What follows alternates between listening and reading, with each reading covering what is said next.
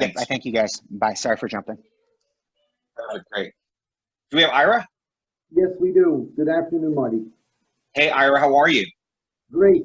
Thank you very much. Hope you're well too.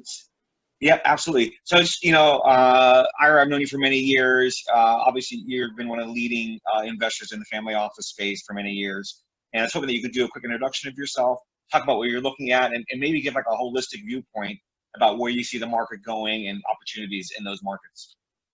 Sure. And Marty, thank you very much for asking me to participate. So quick bio. For 15 years, I started and ran the direct private equity investing arm for the family that owns the Mall of America. I left that firm about 2 or 3 months ago to partner with a man by the name of Jay Schottenstein. We set up JSPI Capital Partners. Our focus is lower middle market bankruptcy and distressed buyouts. Long before COVID, long before any of this. I'm looking at like 15 companies right now before anything to do with COVID. I offered to speak this afternoon because I believe that family offices can really play an important role in helping our country get back on its feet after this terrible virus is beaten. Family offices, as you know, generally long-term investors. We don't need to raise another fund. We don't need to exit if we don't want to. We can stay in, and own companies for a very long time. So that being said, I want to talk about a couple of things. The topic was how do you invest in these companies? First is you got to find them. There are many services that publish weekly lists of companies that have gone bankrupt or have defaulted on their debt. I mean, those are readily available. There's a whole bunch of service providers there. In addition, networking with bankruptcy lawyers and other turnaround and restructuring professionals, accountants, and turnaround people. In addition, obviously running newsstands, but one other way to do it, just a creative way, is to look for WARN Act notices. WARN Acts are federal notices that are required if you have a company that has more than 100 employees and they're doing a layoff of a certain number of people. So those can obviously give an advance notice of a company that may be experiencing some financial distress. Importantly, and especially more importantly now in the environment we're in where, nobody knows what things are going to look like tomorrow or next week or next month, sort of the tried and true private equity skill set is really important. And number one in that obviously is management. They're the folks that ride the horse, they're the jockey, and making sure that you have great people with high integrity, and especially in this environment, you want to make sure that you have people that are very flexible, that can turn on a dime. Your supplier that you used to have might be cut off. You got to get a new supplier. Your bank may be in a state of flux. Many companies, especially in the lower middle market, are using MCA to provide capital. Many of those MCA lenders have sort of put the brakes on their lending. So fluidity and flexibility is super important. Another thing that I look for is companies that have a viable and sustainable product that is going to continue to be needed no matter what is going on. And examples of that are industrial services companies, companies where they have critical types of services, for example, waste collection, manufacturers of important items. I mean, the Dr. Laguerre's company looks super fascinating, so I'll give a little plug right here. So there are great companies that have critically needed products and services. So that's really important. It also is very important, I believe, in this environment to not only, when you're looking at a company, and we'll have to figure out how exactly we actually meet anybody to do these deals, but it's very important to meet the people in the field, in the factory who are there. And I just share a couple of stories with you that I think show the importance of this. I bought a company several years ago, and they were in bankruptcy. They couldn't afford health insurance for their workers. And I said, listen, I'm not buying any company on the backs of the employees. We've got to have health insurance. I agreed. We took a 25% haircut in profit in year one to make sure that all of our employees were covered with health insurance. And we doubled the sales in the first year. We doubled the sales of that company. When I walked on the factory floor, every tattooed and bandanaed person said, thank you, Ira. Thank you for buying our company. Thank you for giving our health insurance back. And with their feeling a sense of partnership, we were able to quadruple the size of that company in a very short period of time.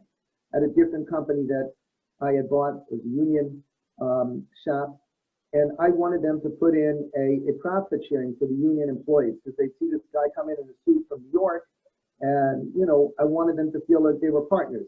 And so I insisted that we put in a profit sharing plan. The union fought me on it. They thought I must be trying to take something away. I said, no, I want everybody to feel that they're partners. And I pushed and got that in place. There are other very good reasons besides, eleemosynary ones and doing the right thing. Just an example was I was buying a company down in Houston, and I got a call from one of the employees, one of the workers in the factory. He says, Ira, there's some guys in suits here. I'll find out who they are and let you know who they are. I think they may be a competing buyer. So there are many advantages to relationships on all levels. Especially something that's going to be super important now is really thinking through due diligence in terms of Q of E, looking at suppliers, customers, what's the financial situation of your customer, your end user customer. Obviously we're in a very complicated investing environment right now. Not everything is fully clear, but being able to sort of navigate through and do really a higher level of due diligence, multi-layered, multi-level due diligence, thinking through every single step of the way from your bank. What is their financial position in? What are they looking like? Are they getting hammered with bad loans? Are they going to want to lend to you? Are they going to want to increase your credit lines when you need it? Where are your suppliers coming from? So a lot of really important factors to take in mind right now.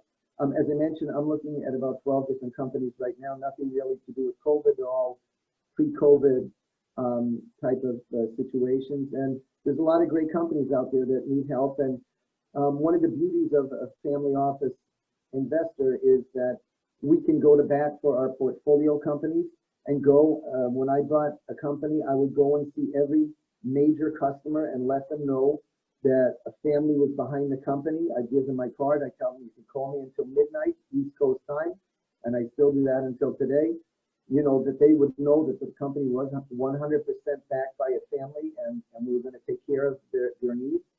I told them, if you don't like the paint job, if it's delivered a minute late, you call me. I'm going to make sure you're a satisfied customer. So I do believe that families are super well positioned, to help after this whole thing is over, to help buy companies and restore financial strength to a lot of struggling companies. I don't know if you saw, I just saw a news story out that about 70% of small businesses, and it didn't really say what the definition of that is, have great doubt about whether they're going to be able to survive after the whole thing is over. So there's definitely going to be a big need. I think family offices come at it from a slightly different standpoint. We don't need to make a certain return. We don't need to raise another fund. We just need to invest for the long term. And generally, family offices are long-term players. We're in this for the next 100 years if we want to be, and we can afford to invest new capital in order to make things successful. And that's my story. So Ira, just a couple of quick questions. So think about where we were, 2 months ago versus today, and a lot of firms were talking about. So we're going through this transition of baby boomers who are all trying to sell their businesses. Do you think that is gonna be kind of like a, belling up to the bar, or listening to the word of God or whatever, where people are like saying, okay, great, I heard it. Now I've become practical about what I can get. Do you think there's going to be a lot more transactions coming down the pike, or opportunities, because people are going to want to get out of their companies, and maybe some of these companies are pretty good? Any thoughts on that? I think that's going to be a great market segment, no question.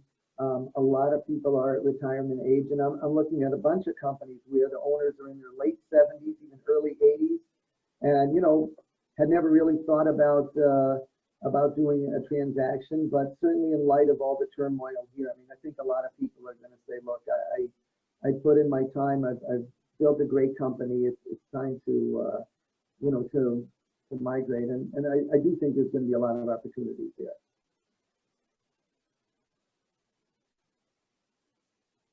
And I bought a couple of companies like that. I bought a company from two gentlemen in their 80s. One was living in an assisted living home. The other was moving into an assisted living home.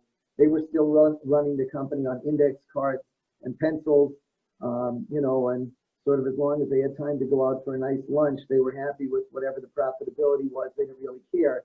And those type of companies you can buy very well. And if you put a lot of, you know, you can really help build those companies, bring them into the 2020 era, and really make them very successful.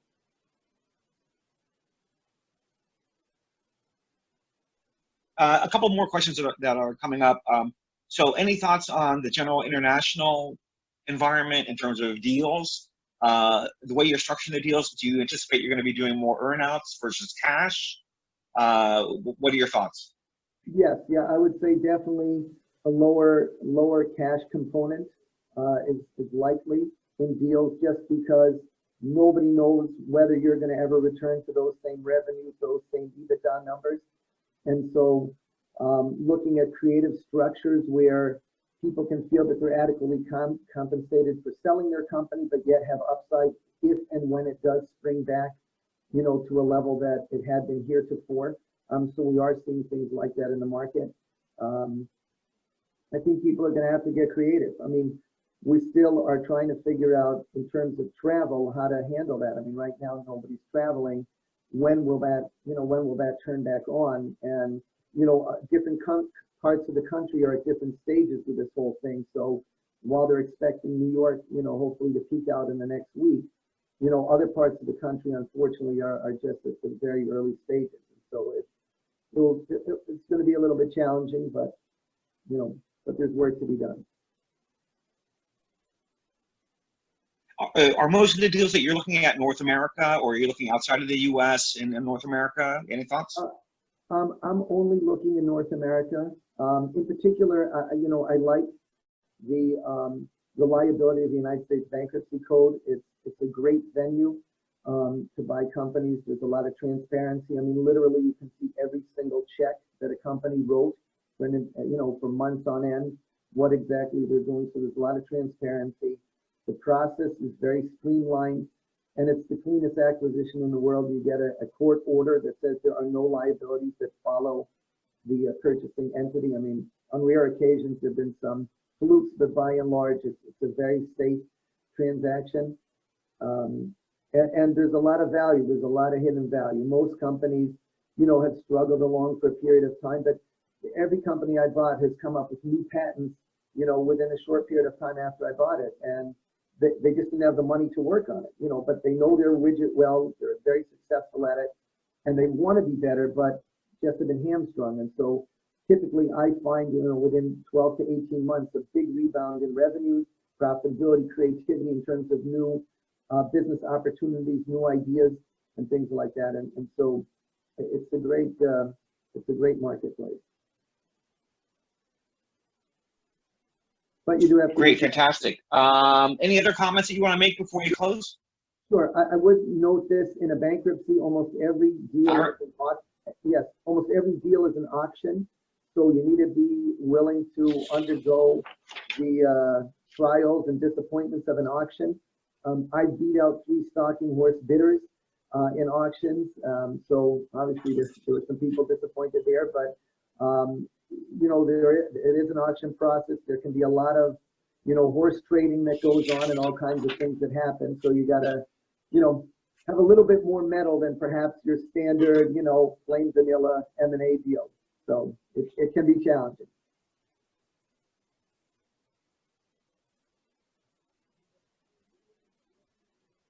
Well, fantastic, Ira, and thank you so much. So I want to just thank all the